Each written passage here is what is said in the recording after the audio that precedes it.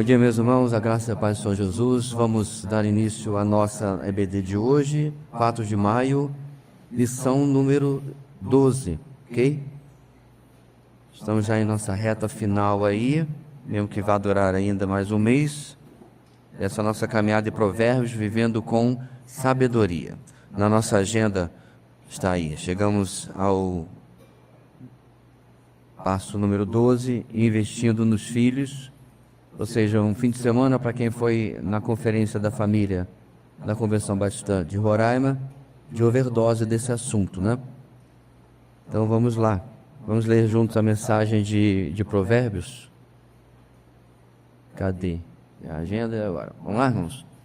O plano moral de Deus para uma vida regrada precisa ser abraçado em atitude de reverente obediência a Yahweh por aqueles que aspiram a uma vida significativa como indivíduos e como membros de uma sociedade pactual, certo? Então, só repetindo essa mensagem para nossa lembrança. O que nós temos como objetivos, irmãos, na lição número 12? Saber. As crianças precisam ser treinadas no caminho justo e conscientizadas sobre as características e consequências dos caminhos ímpios. Sentir. Sentir-nos estimulados a ser um discipulador dos filhos, na esperança de que perseverem nos caminhos do Senhor. E, finalmente, agir, faça a sua parte e treine o seu filho e lembre-se que os resultados pertencem ao Senhor. Muito bem, irmãos. Vamos ler nosso texto, depois já partir para a introdução. O texto são 2 versículos apenas, lá no capítulo 22, versículo 6 e depois versículo 15. Vamos lá. Instrua a criança segundo os objetivos que você tem para ela, e mesmo com o passar dos anos não se desviará deles. Esse é o versículo muito mais conhecido na atualizada, que diz: ensine o menino os caminhos que deve andar, e até quando for velho não se desviará deles, ok? Como vocês podem ver, a NVI faz uma abordagem diferente, porque sim, é um texto bem difícil de ser trabalhado, e daí a parte, inclusive, do que nós vamos ver hoje. Verso 15.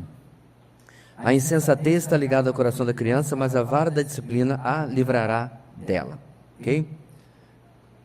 Quando pensamos em termos de um filho ou filha que não partilha da mesma fé, podemos lembrar que não existe angústia maior para o pai do que notar que seu filho se distanciou de Deus. Em alguns casos, chega à beira do luto. Gostaria de lembrar 2 verdades. Por mais que os pais tenham um bom desenvolvimento cristão, isso não é garantia de que os filhos não se distanciarão do Evangelho. Foi o que aconteceu com Billy Graham e com John Piper. Ainda assim, a falta de garantia não isenta os pais da responsabilidade de educarem corretamente seus filhos. Uma criança não deve deixar de ser educada.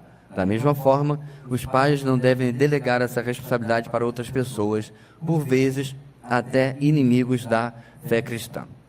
Então, meus irmãos, os exemplos dados por ele aqui visam lembrar-nos que essas são pessoas que muitos têm como referência no meio cristão.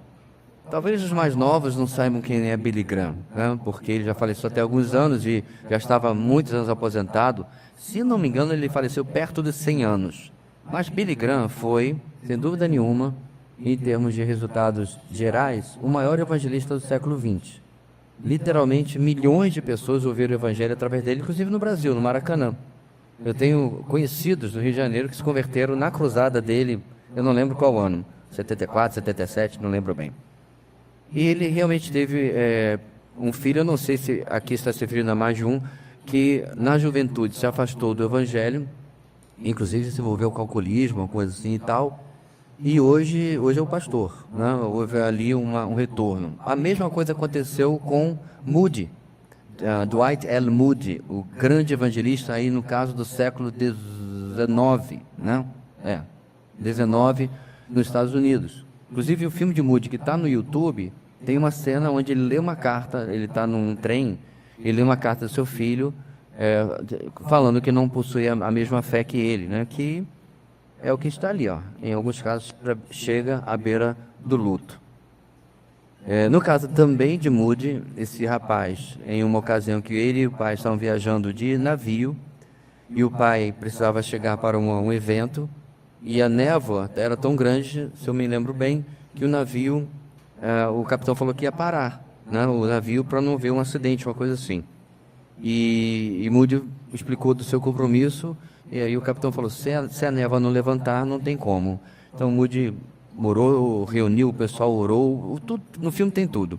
E em questão literalmente de segundos, a névoa foi-se embora. Aquilo foi um instrumento de Deus na vida do filho dele, para que ele pudesse rever as suas decisões de não seguir o Senhor. E John Piper, para quem está vivo hoje e conhece boa teologia, boa doutrina, dispensa apresentações, né? Vamos chamar que é o vovô dos reformados hoje. É um homem maravilhoso, que escreve maravilhosamente, prega maravilhosamente, mas infelizmente um de seus filhos hoje mesmo está longe do Evangelho, certo? E a segunda parte da nossa introdução aqui nos lembra o óbvio, né? Essas ocorrências não servem de absolutamente nenhum pretexto para que nós pais já digamos, então deixa com Deus, né? Deixa Deus resolver. Não funciona assim. A responsabilidade paterna e materna são claras nas Escrituras a respeito da responsabilidade na condição espiritual dos nossos filhos. Seguindo, você conhece alguém que foi criado na igreja e ainda assim se desviou? Seria correto afirmar que essas pessoas não receberam um ensino efetivo? Quem deve ser responsabilizado, os pais ou os próprios filhos? Hoje trabalharemos um texto que tem sido entendido e aplicado de maneira dogmática nas nossas igrejas, não somente pela ambiguidade de alguns termos, mas principalmente por não levarmos em consideração a natureza do livro, ou seja, não estudamos o texto como um provérbio, mas como uma lei. Para entendermos esse provérbio, teremos que olhar para o texto e, de forma didática, responder a 4 perguntas. Ele está se referindo particularmente, irmãos, ao versículo 6. Por quê? Eu ouvi isso muitas vezes na minha vida, né? Se você criar seu filho na igreja, automaticamente, ele cita um texto. Ele vai ser cristão, certo? E não é isso que o texto está dizendo, de maneira nenhuma. Não é isso que o texto está dizendo e não é isso que a realidade mostra. Porque se a verdade desse texto fosse esse, o que nós tínhamos que concluir? Todo mundo, absolutamente todo mundo, cujo filho se desviou, ou até se desviou e nunca mais voltou, não fez um bom trabalho. Mais ainda, preste atenção, simplesmente não existe eleição na Bíblia, porque as decisões são tomadas mediante a sua performance, como pai ou como mãe. Então é óbvio que são todas noções que não têm sentido, né? Não colam, não são aquilo que a palavra de Deus está ensinando aqui, ok? Então vamos lá, meus irmãos, caminhar nessas perguntas. Primeiro, o que deve ser feito? A resposta é direta: consagrar, treinar. O provérbio começa motivando os pais a se comprometerem com a sua principal tarefa, a de ensinar. Essa palavra tem vários significados, entre eles treinar, dedicar ou consagrar. Implica ritual e compromisso para dedicar algo à divindade ou propósito especial. Alguns textos, por exemplo, Deuteronômio 20, versículo 5. Vamos lá no 5º livro da Bíblia e dar uma olhada. 25. Os oficiais dirão ao exército: alguém que construiu uma casa e ainda não a dedicou, volte ele para sua casa, para que não morra em guerra e outra a dedique. Ou seja, o mesmo termo que significa ensinar, significa consagrar, ou no caso da tradução portuguesa, né, dedicar alguma coisa, certo? Então não é uma coisa de banal, não, é algo planejado, algo proposital, algo que tem uma intenção aí. 1 dos Reis 8:63. Vamos lá.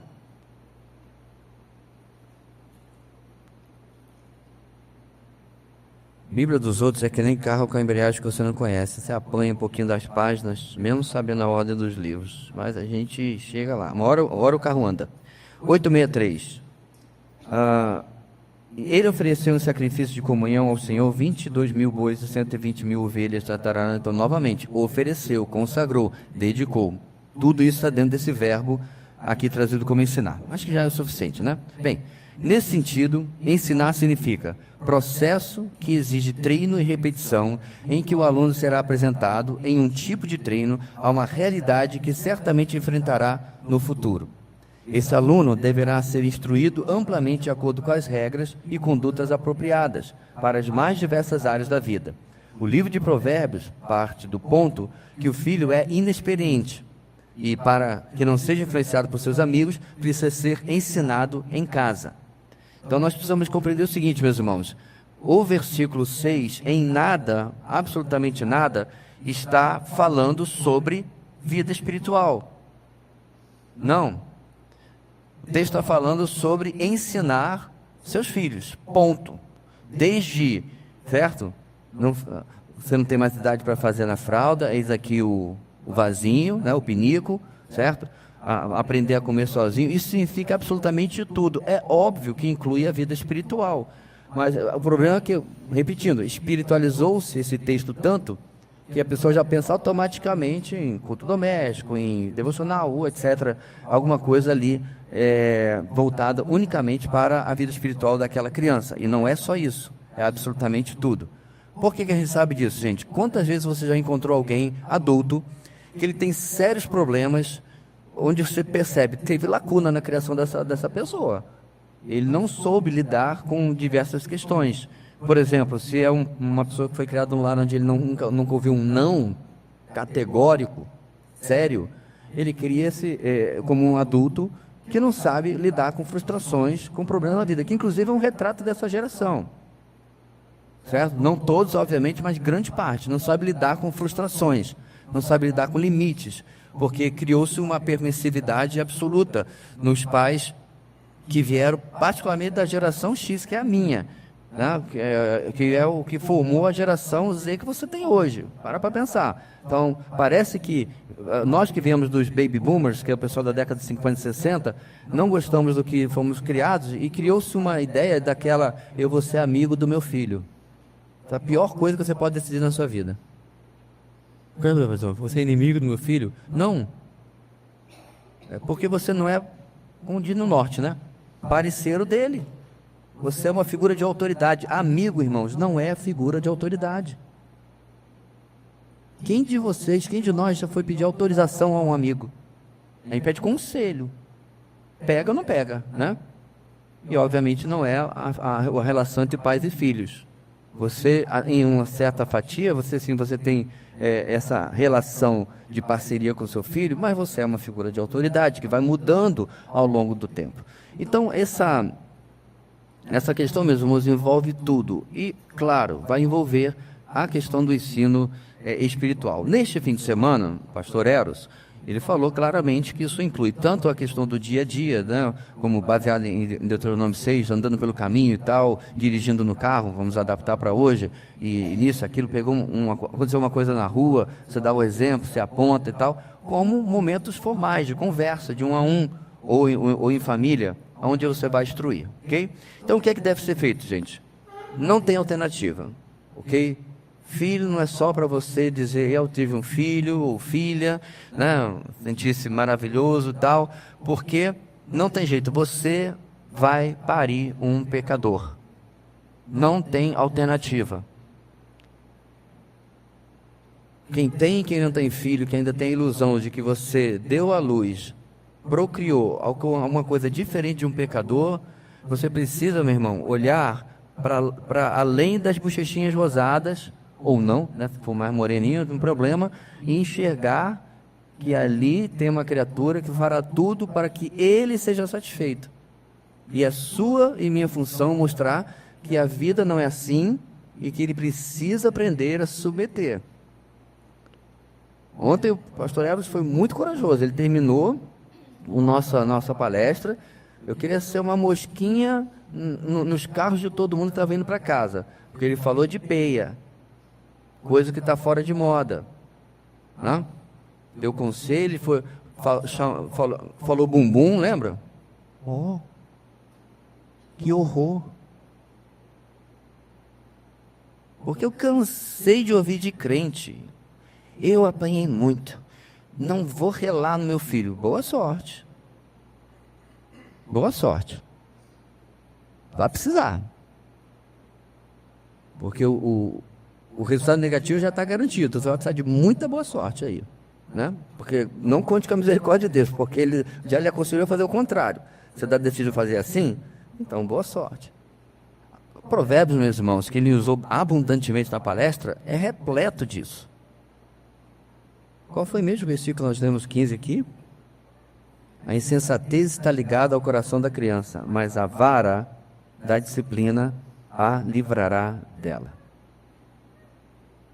Ponto é que o que deve ser feito é extremamente trabalhoso. Várias vezes, irmãos, eu já presenciei, né? O pessoal brinca, né? Que a minha mãe batia por sílaba. Eu já não te disse e tal. Já presenciei isso. É engraçado, vira meme. Mas quando você conhece a verdade, aqui não tem graça nenhuma. Aquilo faz a criança, na minha terra, ela fica mais sem vergonha ainda. De uma maneira meio distorcida, a criança recebeu a atenção que ela queria. Ela vai fazer de novo para ter atenção. Como assim, pastor? É uma mistura mesmo de masoquismo, de certa forma. Por quê? Porque a criança é negligenciada o tempo todo, faz o que quer. Sobe no telhado. Quando a mãe e o pai se enchem, dá atenção. Aí a cabecinha da criança, que está em formação, ela não tem a lógica e o raciocínio que você tem, diz assim, pelo menos ele falou comigo, né? Porque se você tem o tipo de pai ou mãe, isso é às vezes particularmente real com os pais, que não dá um abraço, não diz eu te amo, que não cuida, e aí, cuidou, né? 3 meses de negligência, mas quando encheu a paciência, aí fez a disciplina na base da sílaba, e a criança vai dizer, poxa, eu gostei disso aí, ó. Daqui a 3 meses eu apronto de novo, daqui a um mês, daqui a uma semana.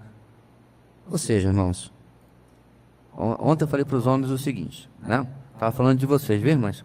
Mulher dá trabalho, não quer? Não casa. Está resolvido.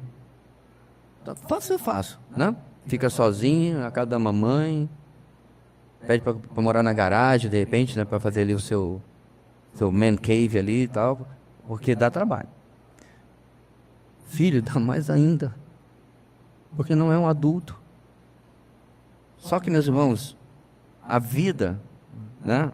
A não ser para poucos, que a palavra de Deus diz que Deus reservou o celibato, a vida é nascer, crescer, casar e ter filhos. Esse é o plano de Deus para nós. Quando a gente começa a inventar muito em cima disso aí, é porque a gente está ouvindo o mundo e não as Escrituras. Ou seja, Deus fez um plano do qual querer esquivar-se demonstra a nossa infantilidade, a nossa imaturidade, nosso egoísmo, né? Eu quero viver uma vida diferente daquela que Deus planejou. Então, o que deve ser feito é isso aí, não tem para onde fugir, não. Qual a segunda pergunta, irmãos? Número 2. Quem deve ser consagrado / ensinado? Bem, a palavra hebraica traduzida nesse texto por criança tem vários significados como criança, adolescente, jovem e servo, sempre se referindo ao sexo masculino. Pode designar qualquer pessoa desde o nascimento, certo? Como em 1 Samuel 4:21, até a maturidade precoce, como por exemplo em Gênesis 37:2, 41:12. Segundo o contexto do livro de Provérbios, é provável que essa palavra se refira aos adolescentes e jovens, por serem eles o público principal do livro. Segundo o que é apresentado, eles ainda estão sob a responsabilidade dos pais e, portanto, sujeitos a castigos corporais. Então vamos lá, botar os pingos nos is aqui do nosso texto, inclusive emprestando, né, de ontem um pouquinho. Vamos falar do final. Castigos corporais, isso se aplica a crianças, que é quando a gente chama na primeira infância, ok? O próprio palestrante ontem mostrou que, ao longo do crescimento da criança, adolescente, etc., há outras maneiras de punição, de castigo, né? Ele deu o exemplo lá do filho dele, que, de forma muito engenhosa, tentou jogar a mamãe contra o papai, né? Para tentar sair por cima, né? Fazer uma coisa e tal. E o pai, esse filho hoje vai fazer 40 anos, ele inclusive é pastor, e a esposa dele foi que fez a minha última viagem, é agente de turismo, né? Uma pessoa maravilhosa com isso também. E ele, quando era adolescente, fez isso, o pai chegou e cortou o que ele mais gostava, 14 anos, 2 semanas sem jogar basquete. Matou, meu amigo. Se eu tivesse 14 anos, meu pai falava assim, 2 semanas sem futebol, ele, não, bate que eu prefiro. Era melhor. A diferença entre parto normal e cesárea, né? Parto normal sofreu ali, acabou, cesárea são 2 semanas de dor nos pontos. Eu preferia apanhar. 2 semanas sem futebol, quando eu tinha 14 anos, mas não é coisa que matar. Eu tenho um treco ali. Mas por quê? Isso é disciplina. E ele completou. Porque tem que doer. Tem que tocar em algo que realmente a pessoa, no caso, o pré-adolescente e adolescente, pense no que está fazendo, ok? Mas vamos então agora para o começo. O público-alvo. Sim. Filho, meus irmãos, varia ao longo da história sobre a relação com os pais, ok? Então, numa sociedade patriarcal como era Israel, a noção de clã era muito comum, certo? Jacó indo para longe, para morar longe do seu pai, era uma exceção, ok? Porque o seu irmão estava já planejando matá-lo, né, Esaú? Lembra do texto? Agora vai para a família, para o clã de Jacó. Os filhos dele estavam o tempo todo ao seu redor. Quando você lê o texto em que eles vêm falar, olha, sobre José, né? Eis aqui a túnica de José, suja de sangue, vê se é a túnica do teu filho e tal. Quando a gente vê filme, etc., vê um monte de rapazola e tal. Não, eles eram homens feitos. Você tem que parar para pensar, meus irmãos, que o primeiro havia nascido, ó. Depois, no final, quando nasce o Benjamim, eles já estão todos homens feitos. E eles têm o seu próprio rebanho, têm o seu clã. Gente, é outra coisa que os filmes passam errado, né? Os patriarcas quase como mendigos que viviam no deserto, peregrinando. Não! Abraão era podre de rico, próspero, parte da promessa dele. Isaac e Jacó também. Como é que Jacó sai da casa de Labão? Quase que destitui o seu sogro, né? De tanta coisa que leva. Então era um homem rico. Seus filhos eram ricos também, porque viviam em clã. Dessa forma, meus irmãos, perceba a dinâmica como é diferente naquela época. Quando o governador do Egito, que era José, né? Diz, o seu irmão vai ficar, Simeão, se eu não me engano, e só vou soltar quando vocês forem e trouxerem o caçula, certo? Perceba como eles conversam, mas eles negociam com seu pai, porque ele é o cabeça do clã de um monte de homem de 40 anos de idade. Então é uma dinâmica completamente diferente. Hoje em dia, particularmente nos Estados Unidos, é muito comum a seguinte cronologia, né? Ensino médio, direto para a faculdade, com exceções, é claro. Da faculdade, muitos poucos voltam para casa. Na verdade, virou piada quando uma pessoa de 30, 40 anos está morando com os pais. O que tem acontecido muito. Teve uns pais que tiveram aqui a justiça para tirar o filho de casa. É uma beleza, né, meu? Comida e roupa lavada, né? O Galalau estava feliz da vida ali, porque ganhando até bem, mas queria continuar vivendo. E os pais falaram assim, não, porque a gente quer mexer na casa, não pode, porque você está aqui e tal. 40 anos o camarada está em casa. Então, já no Brasil, meus irmãos, as coisas mudam. Conforme a gente, né? Às vezes tem gente que fica mais tempo com os pais. A nossa cultura é outra. A minha opinião é que é o seguinte, certo? Comeu do meu... Como é que é o nome? Pirão. Como é que é o final, irmãos? Provou meu cinturão. Que não precisa ser literal. Mas é o seguinte, vou pegar outra frase e adaptar. Minha casa, minhas regras. Então, seu filho, adolescente, já fez 18 anos, né? Então ele diz, agora sou livre. Hã? Não, porque a casa continua sendo sua. Então essa disciplina não vai ser igual em todas as esferas, mas ela não vai somente desaparecer porque o camarada ficou adulto, né? Não é assim que funciona, ok? Então, o público-alvo é bastante expandido aí. Número 3, gente. O que deve ser ensinado? A palavra caminho, que está no versículo 6, tem o sentido de conduta, modo de vida. Refere-se à maneira como alguém conduz a sua vida, incluindo hábitos e valores. O que deve ser ensinado é um estilo característico dos que se comprometem com a sabedoria. Porém, o sábio está ciente de que o filho está tentado a seguir outros caminhos. Por isso, ele precisa conhecer o estilo de vida dessas outras pessoas e as consequências de cada caminho. O resumo aqui, meus irmãos, é tudo que a gente viu esse pai fazendo em relação ao seu filho desde o capítulo 1. Nós precisamos alertar os nossos filhos de como está o mundo hoje. Pastor, mas ele não vai ouvir, ou ele não ouve. Como a gente viu no começo, isso não é a nossa desculpa. A nossa obrigação é falar, é fazer, né? E é deixar que Deus possa usar aquilo na vida da criança e depois do adolescente.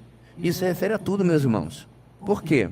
Nós tínhamos uma fala lá no Rio, que é o seguinte: cuide do seu filho. Alguém conhece o final? Antes que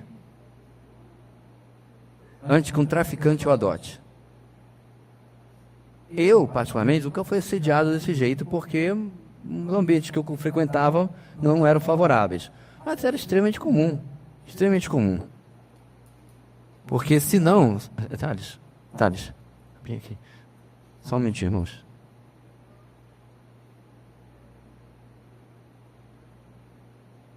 Só para esquecer um detalhe aqui. Então, irmãos, isso era extremamente comum. Tinha amigos que falavam: rapaz, o cara lá da comunidade me ofereceu tantos cruzeiros, que era um dinheirão, às vezes mais que o pai ganhava, para ser aviãozinho do tráfico. Já pensou? Aí você tá vestindo conga. Lembra do conga? Que chute. Não, para mim era o máximo. Mas o seu amiguinho como é que chama? Calçando um All-Star. Porque ele é aviãozinho do tráfico, certo? Por quê? Foi seduzido por um convite e talvez, neste caso, ou em alguns casos, a ausência paterna. O que, inclusive, meus irmãos, as pesquisas apontam da sociologia que 2 em cada 3 meninos envolvidos com tráfico não tem uma figura paterna em casa. Não tem homem em casa, é criado por mãe ou por vó. E aí, quando cresce, começa a cantar de galo, segura mais não. Infelizmente. Eu não estou aqui depreciando as vitoriosas e guerreiras mães solteiras, de jeito nenhum. Estou falando uma realidade sociológica, pelo menos na minha cidade, eu acredito que em outros lugares também, né? Então, quando nós vamos instruir, nós precisamos avisar de como o mundo funciona. Então, se um filho vai para a faculdade federal, normalmente, né? E começa a voltar, né? Daqui a pouco, que nem a menina que eu vi, mostrou a menina ao longo do tempo. Graças a Deus, Jesus entrou na história. Menina bonitinha, cabelo, né, comprido e tal, usava um pouquinho de maquiagem, uma roupa modesta. Em um curso de 1 ano, cabelo azul, piercings, tatuagem. Na verdade, não era nem cabelo azul, era azul porque a outra parte era raspada, né? O estilo de cabelo, essas coisas, meus irmãos, cada um faz o que quiser, tem um mau gosto que queira. A questão é que ela precisava dizer: eu mudei, penso agora outra coisa. E aí, novamente, a cronologia continua, pela graça e misericórdia do Senhor, ela se converteu. E aí mostrou o retorno dela, né? De volta a, digamos, um padrão de certa normalidade. Eu não estou dizendo, mas tem uma irmã da outra igreja ali que ela pinta o cabelo dela de laranja e tal. Eu não estou dizendo que tudo que acontece com alguém significa isso, mas nesse caso era, claramente. E os pais, na narrativa, no testemunho dela, né, foi lá nos Estados Unidos, eram extremamente ausentes, omissos, nunca conversaram com ela sobre isso. Meu irmão, minha irmã, o mundo não é amigo do seu filho. Tem uma frase, se não me engano, agora eu não sei se do Bold Vackham ou é do John, Paul Washer. Não, é do Vold mesmo. Vold é muito bom na parte de criação de filhos. E ele fala o seguinte: não espere enviar seus filhos para Roma esperando que eles voltem como judeus. É mais ou menos assim. O que ele quer dizer com isso, gente? A gente envia nossos filhos para a escola, para a faculdade, e a gente espera que eles voltem sem ter aprendido nada de ruim. Isso simplesmente é impossível. Ele pode até não absorver algo de ruim, mas ele vai ouvir. Salas de bate-papo na internet, blogs e fóruns estão cheios de ideologia. Isso vai... Você pega uma pessoa, informação, que não tem uma opinião para contradizer aquilo que está ouvindo, isso é um prato cheio. O pessoal lá Leandro, você está me ouvindo bem? Tá, né? Porque começou a chover, então fica mais difícil. Então nós precisamos, irmãos, cuidar para que o caminho da palavra de Deus seja de fato ouvido, né? Isso é garantia 100% que tudo que ele ouvir lá fora não vai colar nele? Infelizmente não. Sabe por quê? Porque o seu filho é um pecador. Então vamos supor que ele estava aqui ano após ano ouvindo você, a mim e em casa você, sobre o caminho da palavra e tudo mais, certo? Só que aí ele vai lá fora, em qualquer instância, e ouve o contrário. E é isso que ele quer. Ele escolhe o contrário, de novo, irmãos, não é porque a igreja ou o lar falhou necessariamente, mas porque o pecado nele escolhe o contrário. Escolhe dar as costas a Deus. Parte desse ensino é mostrar a ele ou a ela as consequências disso. É por isso, meus irmãos, que quando uma igreja remove condenação, ira, pecado, inferno da sua pregação, não está fazendo favor nenhum à sua membresia. Muito pelo contrário. Você está falando de um evangelho sem consequências, se porventura ele for recusado, se ele for negado. Isso é muito, muito complicado, né? Seguindo. No capítulo 1, o pai apresentou o caminho dos que desejam enriquecer por meio do roubo e da violência. Então já vem fazendo isso que a gente falou, né? Alertando.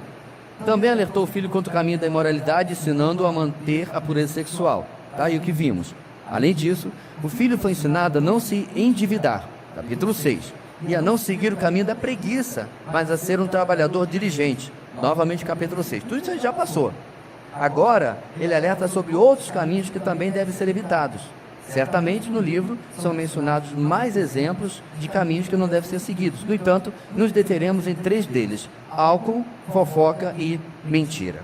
E isso nós vamos fazer, irmãos, depois do nosso breve intervalo. 5 minutinhos, a gente já retorna para ver essa última parte. Nossa lição hoje está bem mais objetiva, né? Vamos lá. Muito bem, irmãos. Vamos lá?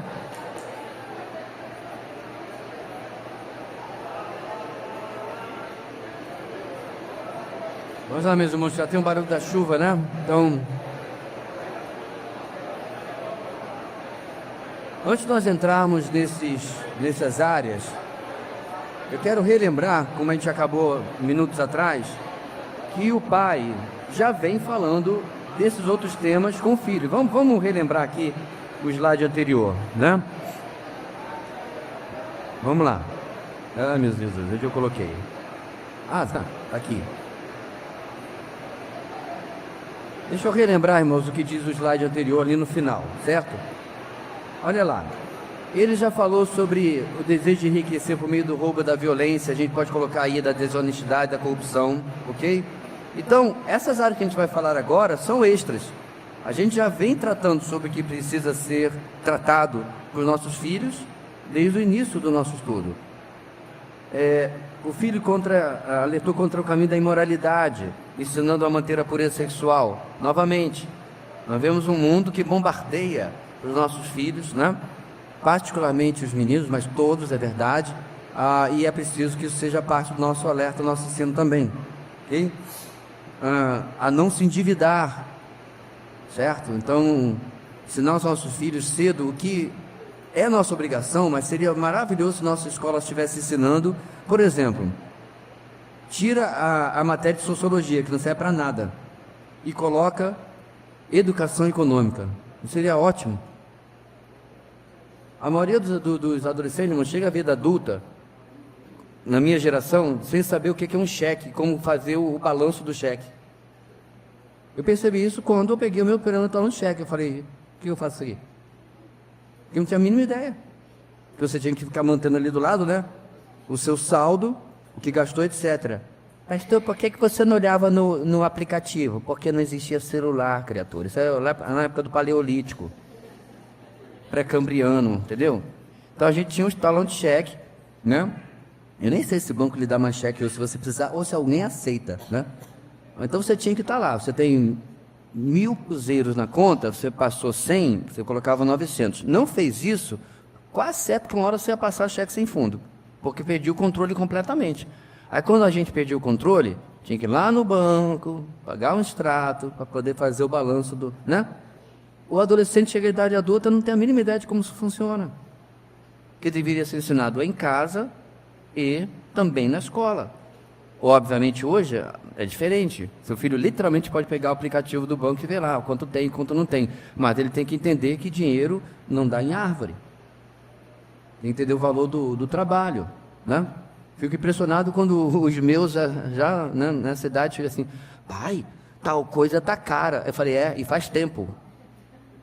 É que você não pagava. Então agora você está sabendo como é que está, né, a história. Porque, obviamente, o entendimento do dinheiro não tinha completamente sido formado, né? Que mais, gente? Ali, ó. Não seguir o caminho da preguiça, mas ser um trabalhador diligente.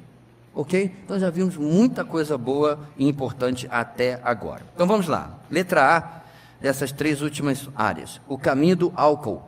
Vamos lá para o capítulo 23, só virar a página, versículo 29 a 35. De quem são os ais? De quem as tristezas? E as brigas, de quem são? E os ferimentos desnecessários? De quem são os olhos vermelhos?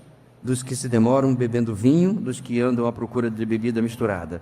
Não se deixe atrair pelo vinho quando está vermelho, quando cintila no copo e escorre suavemente. No fim, ele morde como serpente, envenena como víbora.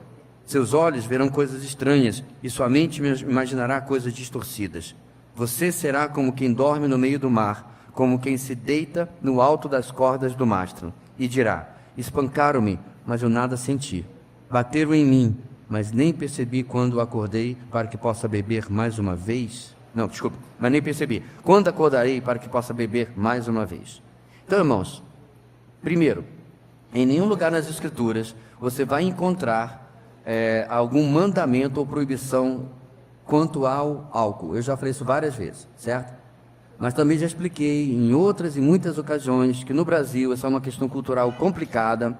A abstinência é o melhor testemunho que você pode dar, até porque não é uma coisa que você não vive sem, né, como água ou comida. Tá? É simplesmente uma atitude de entretenimento, de lazer, se você quiser, que para mim nem é, porque não vejo graça nenhuma.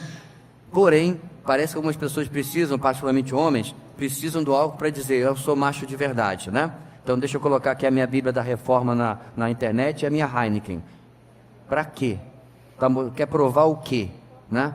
É óbvio, meus irmãos, que entre o legalismo que muitas denominações praticam, né, até disciplinando quem é visto com algum tipo de bebida alcoólica, para o outro lado, num liberalismo absoluto, existe o equilíbrio bíblico. E dentro desse equilíbrio, meus irmãos, entra esse alerta. Alerta do quê? Do perigo que o álcool tem, porque ele domina a vida das pessoas. Há uma discussão, de novo tem um pessoal que quer ser mais crente que todo mundo e argumenta que ceia do Senhor com suco de uva não é ceia do Senhor de verdade. Ainda assim ele usa pão com fermento, né? Então ele puxa para um lado, mas negligência do outro. Oh, Jesus, eu não posso conversar com esse tipo de pessoa não, porque eu não tenho santidade suficiente. Então insiste que tem que ser com álcool. Aí eu pergunto, como é que os menores de idade ceiam na sua igreja? Não, para os menores a gente tem uma bandeja separada. Então, é uma briga desnecessária sobre... É o pessoal que quer coar um mosquito, né? Como Jesus falava dos fariseus. O importante, meus irmãos, na ceia é o significado. E o significado no suco de uva é o suficiente, da cor, né? E como comunica sobre o sangue de Cristo. O meu ponto, meus irmãos, é que esse é um assunto muito complicado e quando a gente trata de maneira banal, ela se torna, infelizmente, um cabo de guerra desnecessário. Mas quando se trata dos nossos filhos, eu nunca dei exemplo aos meus, eu espero que seja o mesmo de todos os irmãos, de meu filho a gente está na mesa do almoço, está todo mundo tomando suco, eu estou tomando o que quer que seja alcoólico. Porque essa imagem fica. A gente começa a guardar aquilo desde pequeno, certo? Tanto que, quando eu era garoto, né? De tanto ver meu pai e meus tios, meu pai estava desviado do evangelho nessa época, e meus tios bebendo, né, e bastante, e tinha essa mania, né, ei, vai lá na coisa de gelo pegar uma cereja para mim. Aí lá ia os sobrinhos e filhos, né, pegar a medida da cerveja. Aí uma vez eu peguei 2, menina é desgraça, vou te contar. Aí, né, deixei uma no caminho, fui entregar meu delivery, E voltei, tal. Aí meu pai falou assim, meu pai me pegou, né? Falou assim, você vai beber todinha. Eu não, cara. Pergunta se eu peguei cerveja escondida uma vez sequer depois. Nunca mais. Lembra do negócio da disciplina, meus irmãos? Eu não tinha idade para apanhar. Então, vai beber a garrafa todinha. Quanto é que tem a garrafa de cerveja? Tem 1 litro? Aquela normal antiga, chega a ser 1 litro? Não sei. 600? Pense. O senhor ficou bêbado? Não, eu fiquei enjoado. Eu vomitei tudo. Acho que ele nem fez eu beber todo mesmo, não lembro mais, né? Pô, no meio do caminho ele teve misericórdia, porque eu já vi que eu já estava ficando meio sonso. Mas por quê? Porque nada de bom sai disso. Agora, o engraçado é que, né, se fosse... Não tinha 17, mas não tinha 17. No dia seguinte fiz 18, talvez se meu pai não tivesse já... Eu não tivesse me convertido, meu pai já não tivesse já se reconciliado com o Evangelho, ele teria me levado para beber. Porque isso é extremamente comum no mundo. Você fez 18 anos agora, toma aí a sua primeira cerveja. Como se fosse, né? Dizer, agora até uma de verdade. Mas eu não era ontem, com 17 anos, 364 dias e... Então é uma cultura que nós temos, irmãos, que afirma uma coisa desnecessária. E os seus filhos, nós, somos pressionados por isso. A pressão é tão grande, gente, que eu já conversei com gente que ela... eu nem bebo, mas né, eu estou saindo com o pessoal na balada, né? Então o quê? Toma seu suco, toma seu refrigerante, tanto faz. Mas não, precisa ir na pressão para estar junto. Nem li o nosso texto ainda, vamos lá. Esse é, sem dúvidas, tentador e muito perigoso para os jovens, o álcool, né? Por isso o pai aborda suas características e consequências. Os alcoólatras são descritos como pessoas que sofrem dor e angústia. A eles pertencem os ais. Eles se envolvem em rixas e contendas e se ferem sem motivo. Seus olhos ficam vermelhos, eles não conseguem ver com clareza, pois estão sob a influência do álcool. Por isso, a orientação é para que os jovens fiquem longe do vinho, para que não sejam tentados. Agora, perceba, meus irmãos, como que isso é perigoso. Não sei quantos, mas eu já conheço gente que começou no alcoolismo na adolescência e nunca mais saiu. Até o final da sua vida. Mais de uma pessoa. Impressionante. Obviamente, quando você conversa com essa pessoa, diz que tem um problema e tudo mais, ele não aceita, ele nega de qualquer jeito.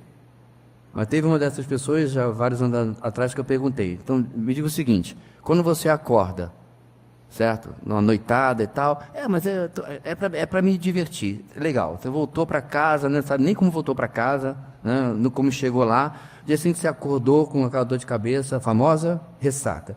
Certo? O que você fez para curar a ressaca? A melhor coisa para curar a ressaca é beber de novo. Aí eu falei, e você acha que não tem um problema? Realmente você acha que não tem um problema? Porque a pessoa não quer dizer não a algo que já se tornou, infelizmente, parte, um vício, né, na sua vida. Bem, o pai entende que esse é um caminho que aprisiona com facilidade. O sabor suave do vinho e sua aparência chamam a atenção e despertam o desejo. Porém, assim como outros pecados, esse vício contamina o coração como uma picada de víbora, que inicialmente parece inofensiva, mas que se espalha por todo o corpo e leva à morte. Então, o nosso texto claramente, irmão, faz uma comparação, né, da sedução que é a aparência do vinho, né? Quando você lê, se diz assim, mas você está querendo convencê-la a não beber com essa descrição aí? Escorre e tal, suave. Não, o cara que gosta de beber já está babando pelo canto da boca. Só que aí ele faz uma curva em 90 graus e diz, mas é como picada de víbora. É isso que vai acontecer com você. É o que? Aquilo que é bom no começo, parece ser bom, mas se descontrola com facilidade. Agora você tem que lembrar, meus irmãos, que essa é uma cultura onde o vinho era algo normal. Não é interessante isso? Ou seja, descontrole, alcoolismo, bebedeira que seja, e o consumo de bebida alcoólica, naquela cultura, não andavam juntos. O papel do pai, ele, nessa cultura, ele não está dizendo, filho, seja abstêmio. Não é isso. Ele está dizendo, você tem que ter a maturidade para saber que meio copo é suficiente. Por exemplo, eu não tenho a mínima ideia, sinceramente. Até acho que isso varia de pessoa para pessoa, né? Se você sentar com um português para tomar vinho, provavelmente ele vai lhe superar muito.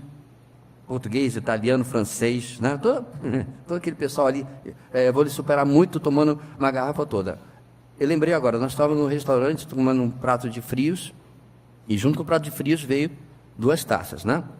A minha taça ficou quase igual, porque eu estava dirigindo, morria de medo de afetar minha habilidade ao volante, né? Na mesa ao lado, um mar de garrafas, todas vazias. Eu perguntei para ele, como esse pessoal consegue beber desse jeito e ainda continuar sequer conversando, sem estar se enrolando, né, a língua ou qualquer coisa assim. Alta tolerância porque é cultural. Então é isso que ele está falando aqui. Cuidado com o excesso neste contexto do nosso texto, ok? Olhos, coração, boca, assim como todo o corpo, sofrerão consequências. A pessoa passa a ver a realidade de maneira distorcida e a boca passa a proferir coisas vergonhosas. Normal, né? A bebida se torna um hábito escravizador. A pessoa não abandona a prática, mesmo percebendo que está sendo consumida por tal pecado. Essa é a característica dos caminhos apresentados em Provérbios. Eles aparentemente são agradáveis e prazerosos, porém sempre conduzem à destruição e à morte. A gente viu em cada um deles. Tá? Aliás, gente, venhamos e convenhamos. Não é assim que o pecado funciona?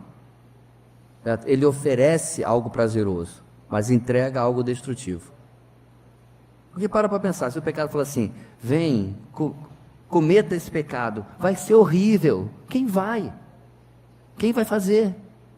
Então ele mascara como uma coisa boa, sem falar das consequências. Né? Isso é desde Gênesis capítulo 3. E sempre vai ser assim, qualquer que seja o pecado. Letra B.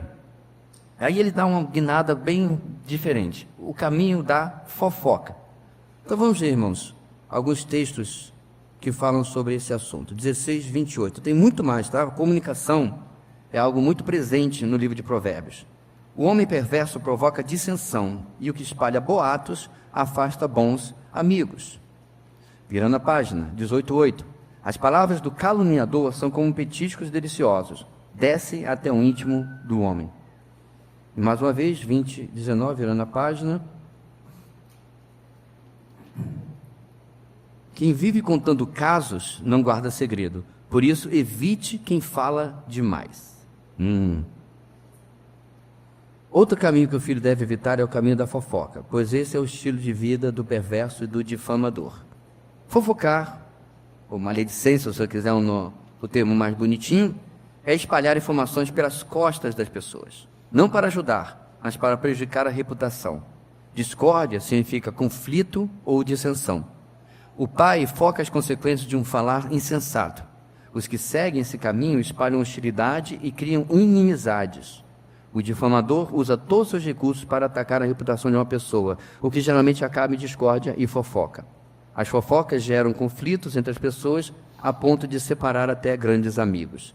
Destruir amizades construídas ao longo de muito tempo. Esse termo fofoca aqui, meus irmãos, ele é um pouco reduzido, né?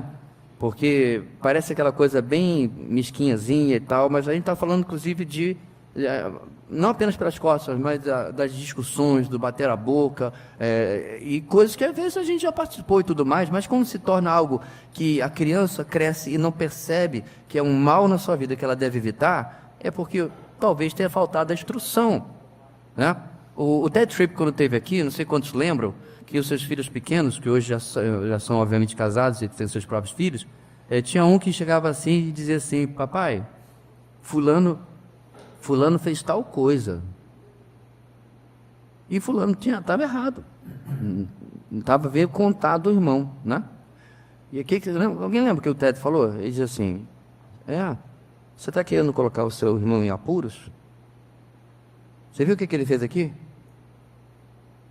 Com certeza ele ia tratar com o filho em erro, mas ele não desprezou o erro deste. Nunca mais ele vai ser fofoqueiro. Porque você acha realmente, meus irmãos, que uma criança de 6, 7 anos estava querendo ver a justiça de Deus se resolvendo dentro da sua casa? Não. Uma vez ele apanhou pelo mesmo motivo, agora ele queria que o irmão apanhasse. O quê, pastor? Meu filho jamais. Inocente.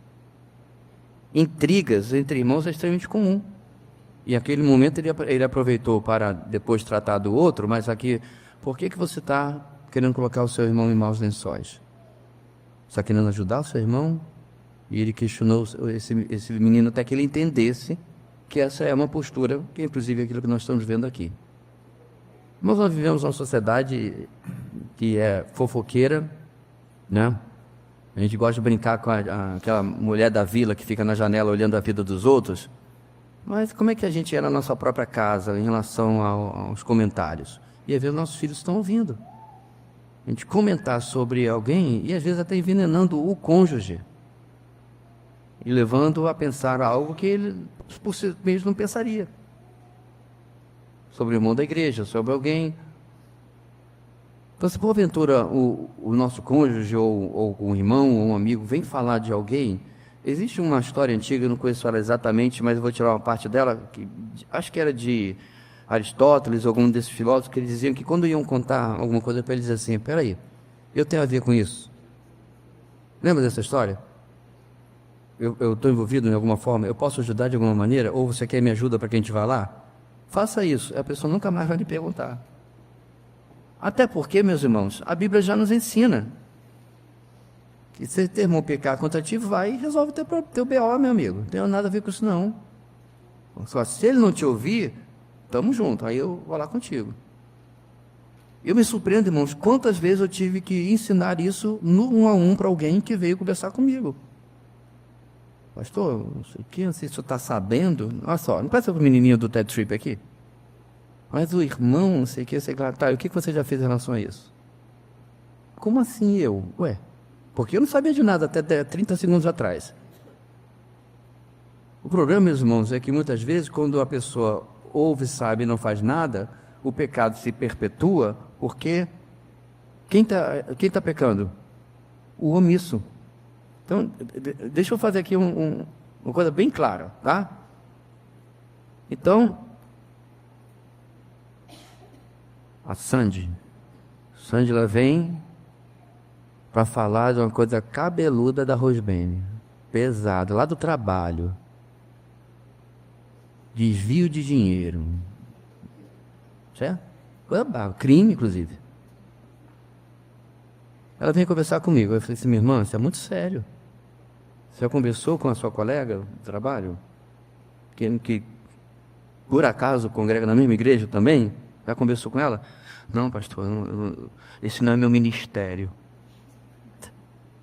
Deus não me chamou para confrontação. Cada historinha que a gente ouve. Antes era uma pecadora, agora são quantos, irmãos? 100, pastor? Sempre. Nós já tratamos isso várias vezes aqui sobre confrontação. Há exceções quando, por exemplo, envolve algo delicado que talvez cruze a linha do sexo. Talvez você, mulher casada, deva chamar o seu esposo para lhe acompanhar. Eu entendo que Jesus não estava querendo que uma mulher casada fosse confrontar. Não é que eu vi o irmão entrando no motel. Não. Claro que há exceções, você pode chamar, né, o seu cônjuge para poder ir com você para confrontar aquilo, claro. Mas, meus irmãos, não tem como fugir. Não tem mesmo.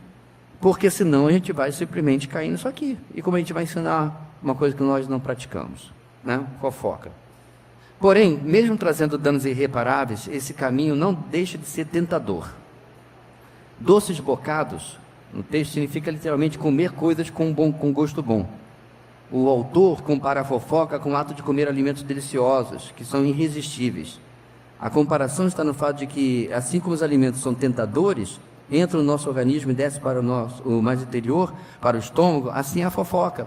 Ela nos atrai e penetra no mais profundo do nosso ser, no nosso coração. O pecado da fofoca é degustado como um alimento que nos dá prazer, porém, contamina todo o corpo e nos aprisiona. O fofoqueiro é chamado de mexeriqueiro, obviamente em outra versão, né? É descrito como aquele que gosta de expor, de revelar informações confidenciais de outras pessoas. O texto vai dizer que ele revela o segredo, divulga fatos que não são conhecidos de todos, pois dizem respeito à vida particular de cada um. A orientação é: afaste-se, evite esse tipo de pessoa. Tem aquela velha anedota que um padre, um rabino e um pastor foram pescar. Na original é que eles entram no bar, mas eu não quero botar esse pastor no bar não, que vai complicar a minha vida. Deixa eu pescando mesmo. Então, pescando, eles estavam conversando. E aí começaram a dizer assim, olha, nesse aqui a gente tem essa amizade, acho que a gente precisa aproveitar esse tempo esperando o peixe para confidenciar alguma coisa.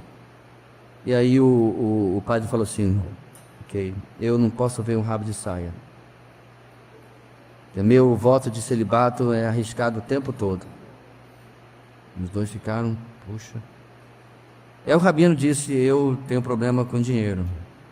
Estou devendo na praça, não consigo viver com o que eu ganho.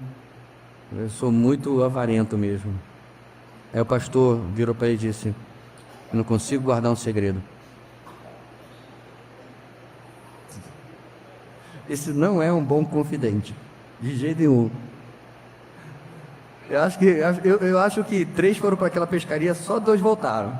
Alguém se afogou tragicamente ali.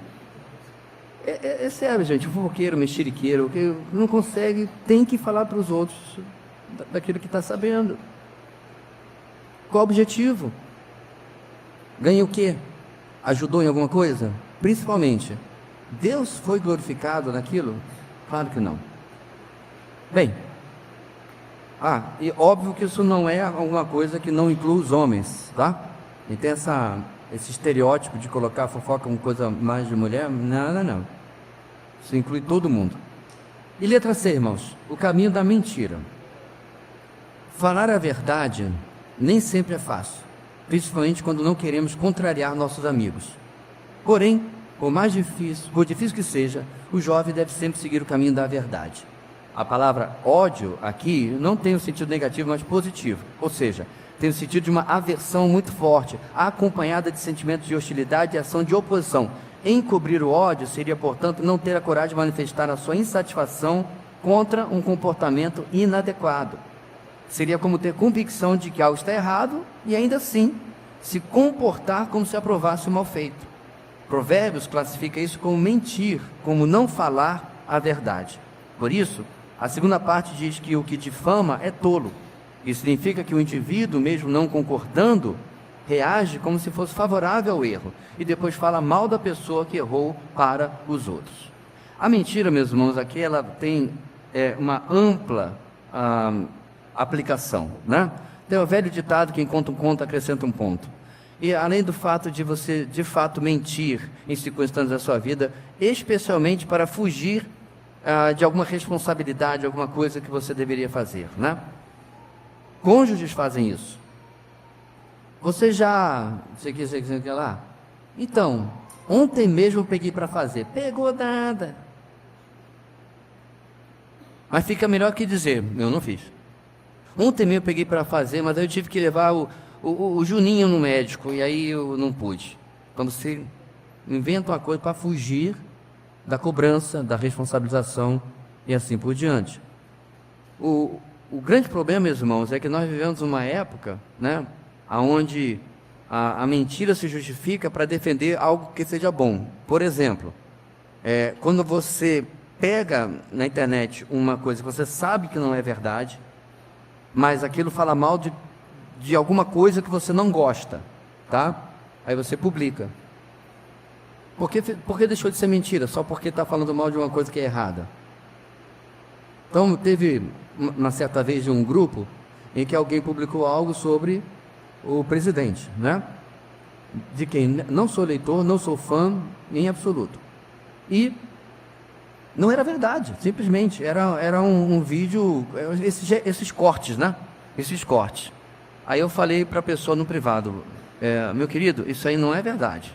Isso aí é um monte de corte fazendo ele falar o que ele não falou. Está aqui o vídeo inteiro. Não falou coisa muito boa também não, mas não é isso daí. Isso aí é grave. Isso aí é até beira o crime, né? Mas se ele não fez isso, fez muitas outras coisas. Olha o argumento da criatura. Você não é culpado disso, é culpado de outras coisas. Aí eu falei, sim. Então você critica o lado de lá pela quantidade de fake news que fala, mas faz a mesma coisa? Isso não tem um nomezinho, não? O resultado é que ele nunca mais me dirigiu a palavra, porque prefere fazer o errado. Como eu esperei alguns minutos e ele não falou nada, nem tirou, aí eu fui no grupo fiz o que tinha que fazer, né? No privado. Falei, gente, eu não compartilharia esse link, esse vídeo, porque ele é editado. Tá? Aí botei o link original, tirem as suas próprias conclusões. Quem fez... Ou seja, irmãos, por que a gente vai dizer que para defender alguma causa, até mesmo o cristianismo, viu? De vez em quando o pessoal coloca umas coisas fantásticas aí no TikTok e tal, aí o pessoal diz, Deus é mais, Deus maravilhoso. Eu falei, Deus é mais, Deus é maravilhoso, mas isso aí ele não fez não. Porque o pessoal prefere a mentira que comprova que você acredita, esquisito, né? Do que repudiar aquilo e viver a verdade. E tem de monte, o pessoal inventando significados em textos ou provas sobrenaturais disso ou daquilo para comprovar a existência de Deus, etc, etc, e assim por diante. Tudo isso, meus irmãos, não nos pertence. A mentira, ela é nociva, ponto. Porque quem é o pai dela mesmo? Pois é. Não sou eu que estou dizendo. Foi o carpinteiro de Nazaré. Então, se você discorda disso, que há algumas mentiras que ele não seja pai, discute com ele. A mentira não nos pertence. Em seguida, a mentira é apresentada como o caminho mais curto, não é curso não, né? Mais curto, para se construir um patrimônio. Por isso o filho é advertido a não seguir esse estilo de vida. Provérbios não é contra a aquisição de riquezas, pois os bens materiais podem ser resultado da própria sabedoria e devem ser alcançados por meio da diligência e da honestidade, além de sua parte da aliança com o Senhor, né? Naquela época. Porém, o jovem deve evitar a conquista de riquezas por meio de caminhos ilícitos. Ele está sendo ensinado que, mesmo sendo possível alcançar algo na vida por meio de mentiras e fraudes, esses bens não podem satisfazer a alma e, em vez da vida que esperava ter, aquele que assim procede acaba caindo em armadilha mortal, ou seja, perde tudo. Um irmão nosso, há muitos anos atrás, contou como ele estava se afastando do seu trabalho, né?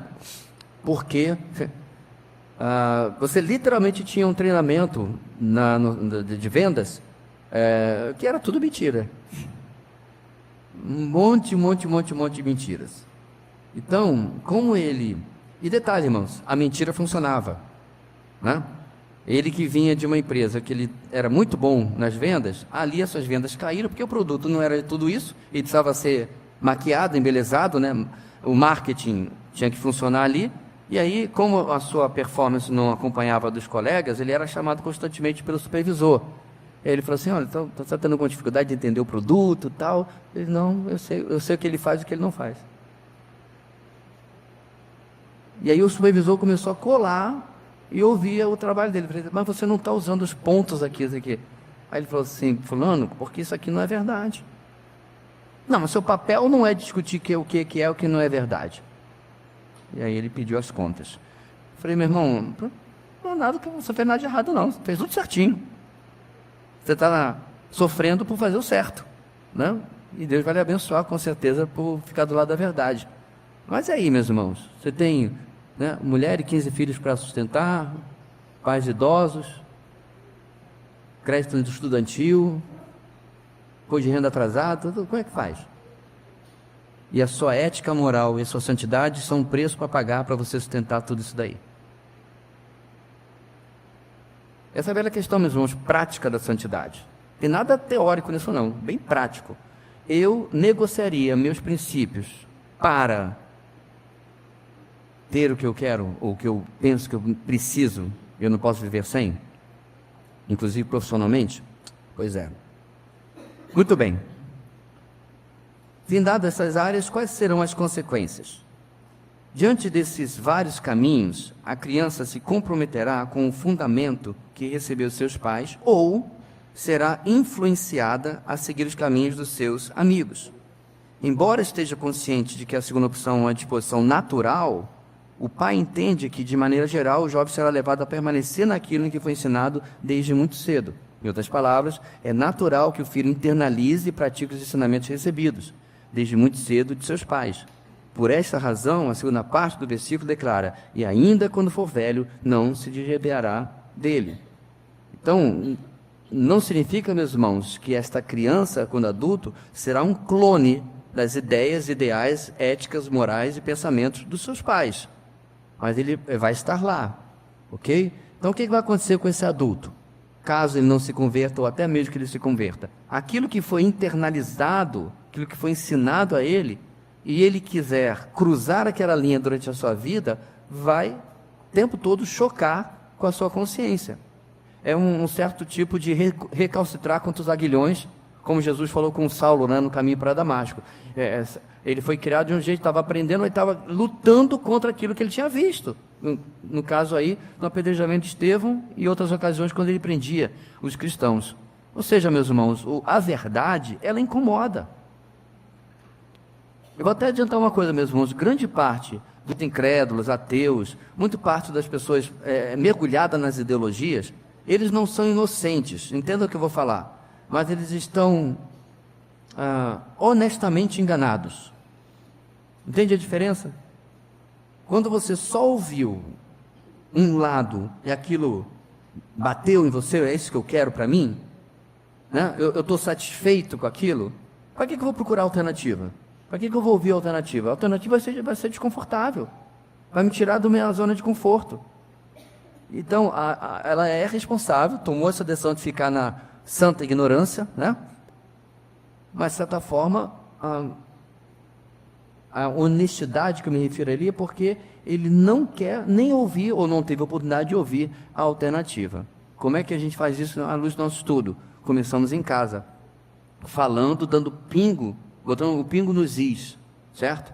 Então, o pessoal está apavorado aí com a tentativa constante de incluir a identidade de gênero nas escolas e assim por diante e tal. Há um tempo atrás eu vi um vídeo de uma criança que os pais foram chamados porque ele interrompeu a professora pequenininho, dizendo assim: não, professora, Deus fez menino e menina. E foi chamado os pais lá. Aí você diz: não entendi, o que meu filho fez de errado?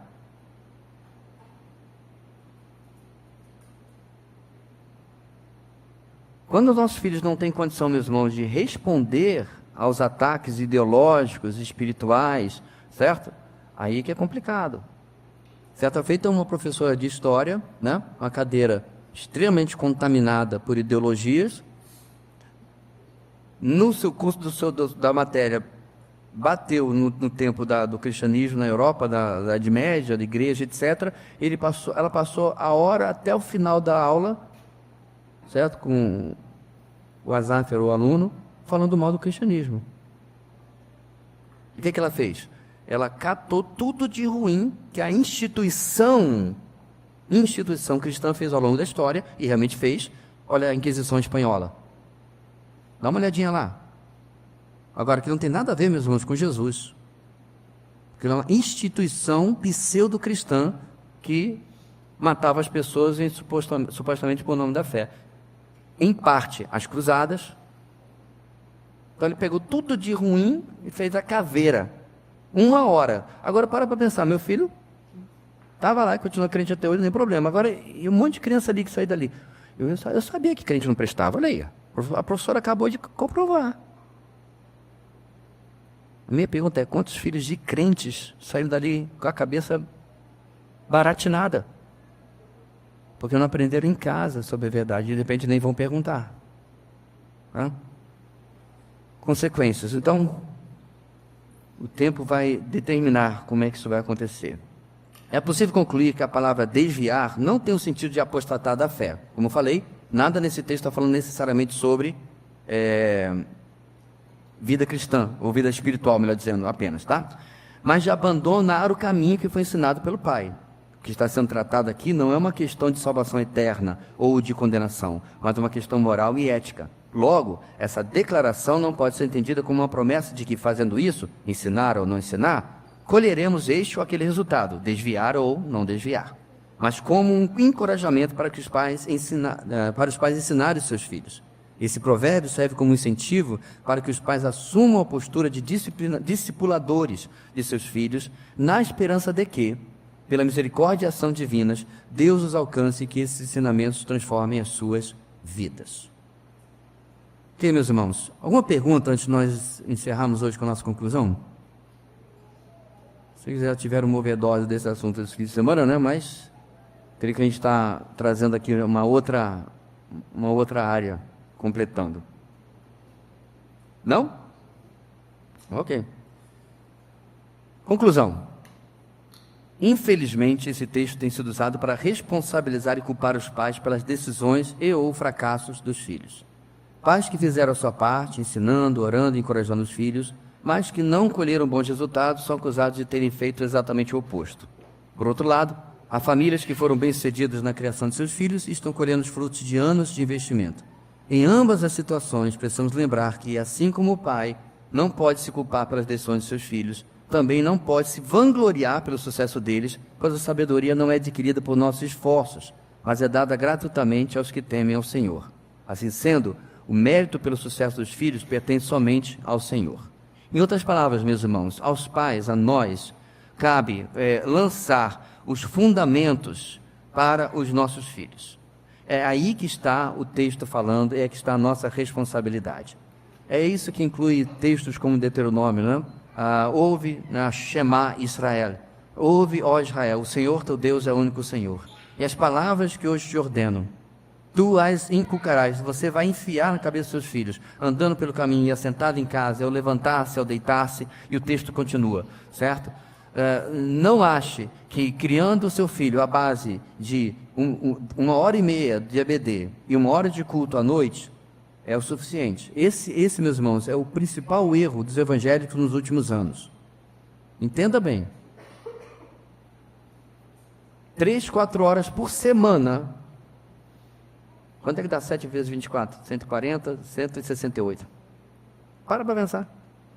4 horas por semana vezes 164 que você passa para os seus filhos. Não, você tem a escola, tem é verdade. Mas se você botar, meu irmão, só as 4 horas da noite, vamos lá, para quem não está no lar, né, e convivendo com seus filhos outro turno, só 4 horinhas, você tem só durante a semana 20. E aí você vai botar o sábado, vai botar a parte do domingo, entendeu? Só que a gente botou na cabeça, meus irmãos, que vou escolher uma igreja. Inclusive o pastor Eros falou isso ontem. A gente escolhe a igreja porque vai ter esse culto assim, infantil, nesse departamento maravilhoso e tudo mais e tal, e diz, nossa, pai maravilhoso que eu sou, olha a escolha que eu fiz para meu filho, o departamento infantil dessa igreja é uma maravilha. Vai para a segunda, acabou. Ele ainda acha que está fazendo um bom trabalho. O ideal, meus irmãos, é que você tome, né, aquilo que está sendo feito, talvez no departamento infantil, como um pontapé, o ponto de origem onde você vai tratar durante a semana, por exemplo, né? Qual o assunto que está sendo tratado lá na aula? Ah, legal, então vamos desenvolver isso a semana inteira, em casa e tal. Pastor, mas aí tem que conhecer Bíblia? E aí, de novo, meus irmãos, é o problema. Eles partem, vamos falar de católico não, vamos falar da gente, do povo evangélico e batista. Tecla que a gente bate em tudo quanto é reunião, e eu bato inclusive quando estou fora daqui. Não tem como viver isso que a gente está estudando aqui se eu não conhecer Bíblia. Não tem como. Vai ensinar o que em casa? Aí vai ficar botando DVD diante do trono. Porque não tem o que falar. Não sabe o que ensinar. Aí não vai, obviamente, contribuir com absolutamente nada, né? Enfim, meus irmãos, criação de filhos é um desafio enorme nos nossos dias. Creio que foi sempre um desafio com suas próprias situações ao longo da história, né? Mas tem se tornado cada vez mais difícil. E é necessário, talvez, cada vez mais estratégia, né? De como você vai fazer isso, escolhas difíceis de como você vai fazer isso. E aí, partindo do pressuposto de que a palavra nossa é a verdade, a palavra de Deus é a verdade, é aí que deve pousar a nossa confiança. É usar a palavra de Deus como verdade que vai guiar e orientar a vida dos nossos filhos, e todo santo dia, né, toda oportunidade que tivermos, interagir a realidade que está sendo passada para ele com as verdades da palavra de Deus. Que Deus nos ajude e nos abençoe para tanto. Amém. Vamos ficar de pé, irmãos? Deus Santo querido, ajuda-nos, portanto, nesse desafio, mais uma vez renovado, ó Pai, por este tema repetido em Provérbios, o cuidado deste pai para com o seu filho. Que nós possamos, ó Deus, cumprir a nossa tarefa, E naquilo, ó Deus, que ao longo do tempo temos falhado, possa nos dar graça de recuperar de alguma forma. E principalmente, ó Pai, nossa dependência é na ação do Teu Espírito Santo. Que Ele possa fazer, ó Deus, aquilo que está completamente fora do nosso alcance. Nós agradecemos e oramos, ó Deus, em nome de Jesus. Amém. Graça e paz da parte do nosso Senhor e Salvador Jesus Cristo. Amém. Um aviso.